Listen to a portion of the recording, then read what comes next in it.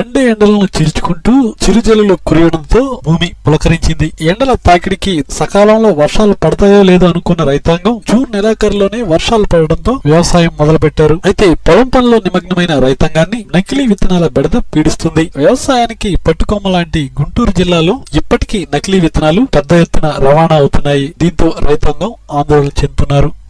ఇక్కడ ANL parcel తనిఖీ చేస్తుండగా ఈ తనిఖీలో ఒక 50 ప్యాకెట్ల పత్తి విత్తనాలు ఈ కరీంనగర్ నుంచి ఇక్కడ గుంటూరు జిల్లా నర్సరావుపేటకి రవాణా జరగటం గమనించడమైంది.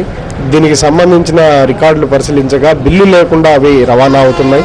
ఈ 50 ప్యాకెట్లో సుమారు ఒక 30 జాదు ప్యాకెట్ విత్తనాలు, అదేవిధంగా ఒక 10 ఏటీఎం అనే రకానికి చెందినవి, ఇంకొక 5 డెనిమ్, ఇంకొక 5 మేనకా అనే రకానికి చెందినవి ఉన్నవి.